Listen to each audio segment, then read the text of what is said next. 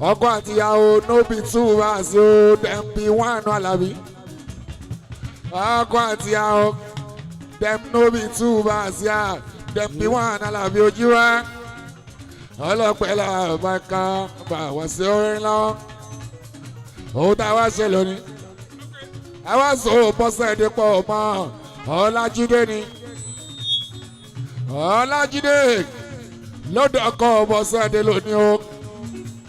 òní ọjọ́ kẹẹ̀ẹ́dógún oṣù kẹjọ year 2026 15th of August ọjọ́ Saturday year 2026 Ọlájídé ó ti dọ́kọ̀ bọ́sẹ̀dé Ògúnnílé Àbáká ó dànù àgbékiṣẹ́.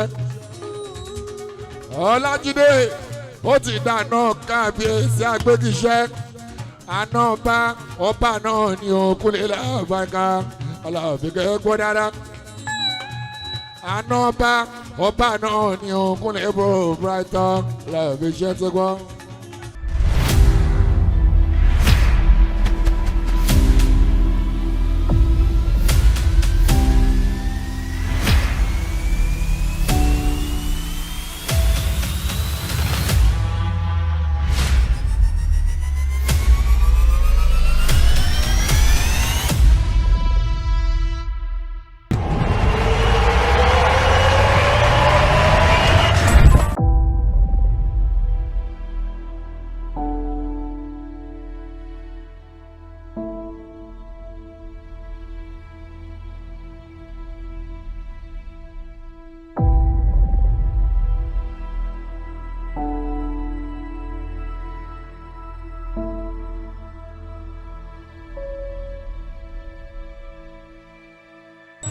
ìgbéyàwó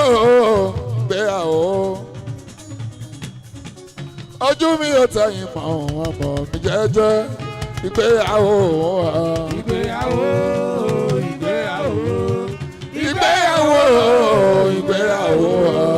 ojú mi ò tẹ̀yìn mọ́ ọmọ mi jẹ́jẹ́ ìgbéyàwó.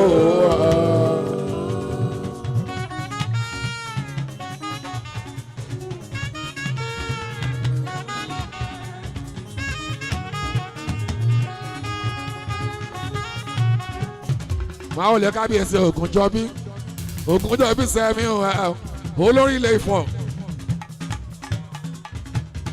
bí bá ti rí ẹ lágbo Adéoyè inú mi á dùn. ara mi àyà gágá.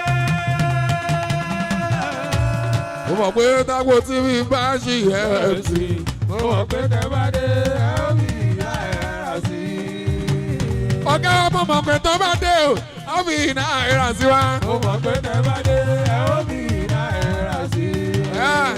fún àwọn olùkọ́ láwọn lé olówó dé owó dé ẹ̀gbá ilé ṣọ́ ẹ̀mí wọn ní wọ́n pè é yẹ ṣe ọ́ bàbá Ṣẹ́gun wọn rí ẹ ṣe bàbá Ṣẹ́gun máa rí ó ṣọ́ ẹ̀mí wọn ní wọ́n pè é ó ṣe oye Nuru Adé ó